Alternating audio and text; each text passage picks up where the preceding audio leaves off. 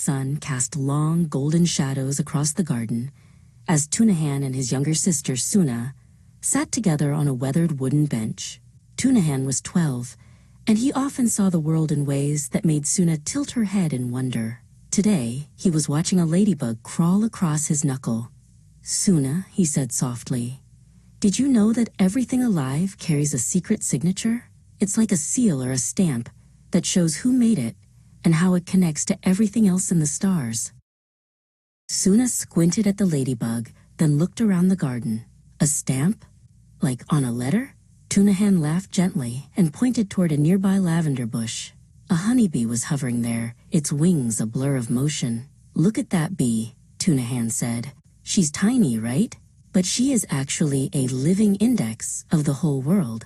To make her work, you need the sun to grow the flowers, the air for her to fly, and the wisdom of the seasons. She carries the plan of the whole garden inside her."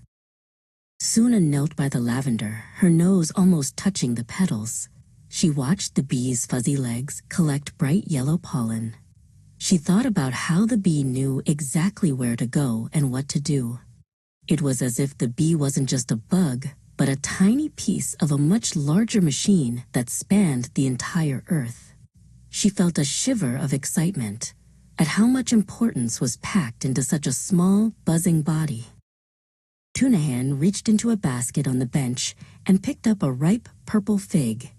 He broke it in half, revealing the hundreds of tiny specks inside. "Look at these seeds, Suna. Each one is smaller than a grain of sand. But inside this one tiny fig seed, there is a program. It contains the instructions for the roots, the trunk, the broad green leaves, and every single fruit of a giant fig tree that hasn't grown yet." Suna took a single seed and placed it on the very tip of her finger. It was so small she could barely feel it. She tried to imagine a massive tree with branches strong enough to climb, tucked away inside that microscopic dot. "It's like a whole library hidden in a speck of dust," she whispered. She realized that the power needed to write that program into the seed must be the same power that moves the planets. Tunahan stood up and looked out toward the horizon where the mountains met the sky.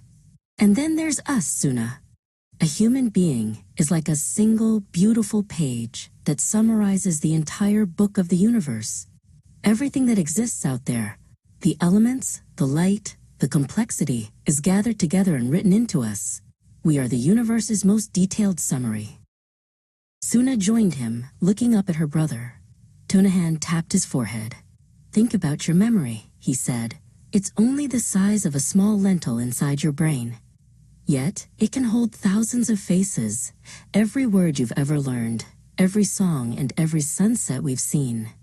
It's a tiny space that holds a whole library of information. Only someone who governs the whole universe could fit so much into such a small place." Suna grew quiet, placing her hand over her heart. She felt the steady, rhythmic thumping beneath her palms. She remembered Tunahan telling her once that the heart is a special mirror. It doesn't just pump blood, it reflects the divine names, the kindness, the life, and the wisdom of the Creator. Her heart felt very large in that moment, as if it were reflecting the entire sunset. "That's the seal, Suna," Tunahan explained, pointing up as the first star twinkled in the darkening blue.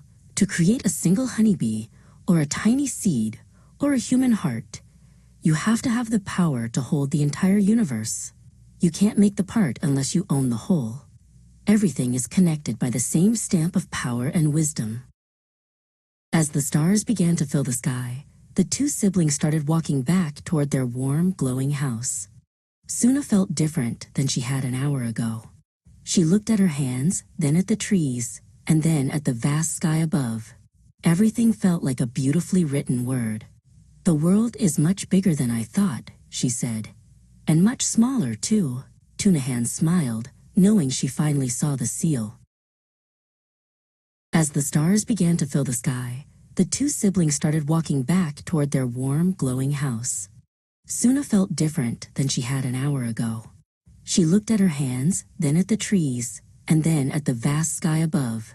Everything felt like a beautifully written word. "The world is much bigger than I thought," she said.